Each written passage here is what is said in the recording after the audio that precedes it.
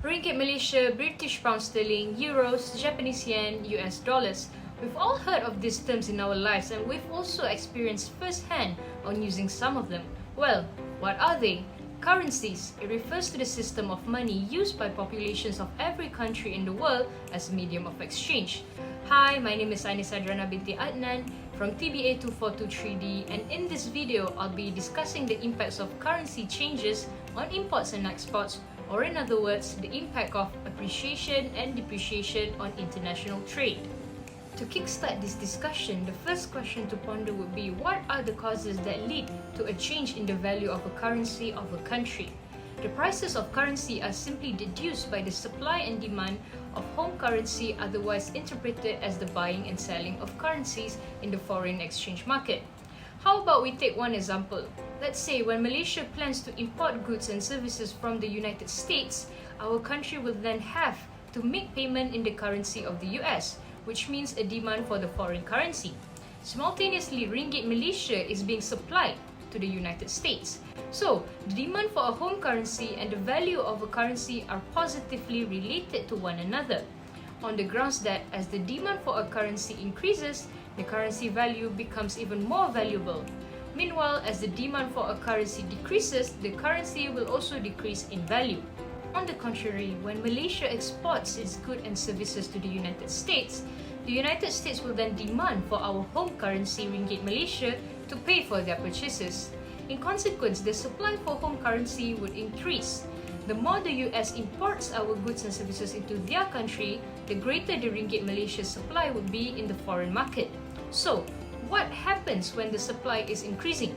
The currency would become weaker in value. And when the supply decreases, the currency would become stronger in value. Now, another concept I will get into would be the concept of appreciation and depreciation of the exchange rate.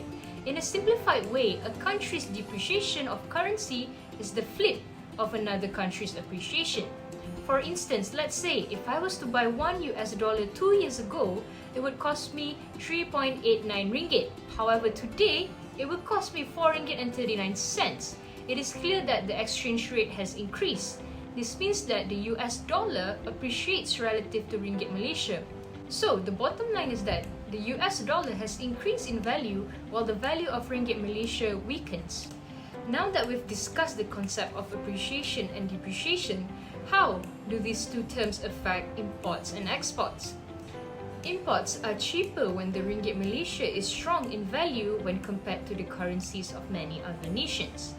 This is due to the fact that for every ringgit a company has in Malaysia, they are able to buy more of the corresponding foreign currency, for instance, the Indonesian rupiah. Companies in Malaysia won't need to spend as much ringgit when making payment, as the Indonesian rupiah is weaker in value compared to ringgit. Therefore, it will raise the demand for imported goods in Malaysia.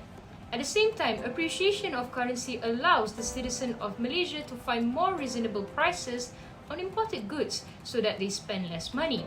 However, appreciation also results in the local production losing its competitiveness in the foreign market due to the fact that the local products are now more expensive in the foreign countries. To understand this in depth, shall we assume that 1 ringgit equals 12 Philippine pesos and that 1 kg of pears in Malaysia costs 1 ringgit, while 1 kg of Philippine pears costs 12 pesos, which is also equivalent to 1 ringgit. So, if the Ringgit Malaysia appreciates and 1 ringgit is now equivalent to 16 pesos, the imported pears that costed 12 pesos will be cheaper in Malaysian currency. In other words, the imported pears will now be worth less than 1 ringgit as the Philippine currency depreciates.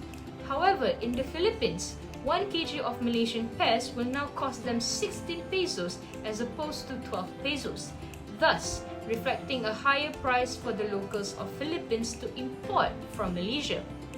So with that being the case, appreciation will also impact the exports in the sense that exports will decrease.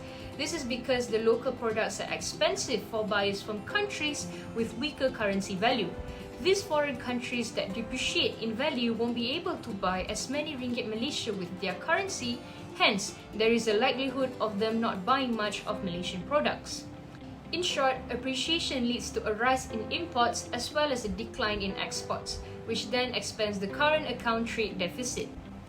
Moving on to the impact of depreciation on international trade, first, generally speaking, when home currency depreciates in relation to foreign currency, imports become more costly.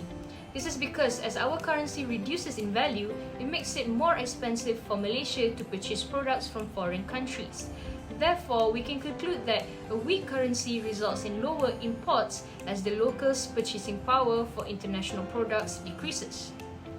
On the other hand, due to the fact that our currency is cheaper when being compared to foreign currencies that are strong, the demand for domestic products from abroad increases. Consequently, this leads to an increase of exports to foreign countries. Let's take a step back into the previous example.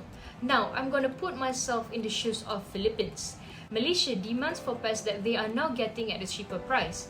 So, more Philippine pairs will have to be exported to Malaysia. This gives an advantage to the Philippines as high exports and low imports reduces the trade deficit, which could lead to a surplus of balance of payment. In drawing things to a close, shall we go through a short recap on the concept raised previously? So, a strong home currency decreases exports because domestic products seem more expensive to foreign consumers, but imports increases as the home currency is able to purchase as much foreign currency as they desire. Hence, the home currency may experience a trade deficit due to lower exports of local products and higher imports of international products. Meanwhile, a weak home currency increases exports because domestic products seem cheaper to foreign consumers. Simultaneously, the imports of goods and services from foreign countries decreases due to depreciation of currency.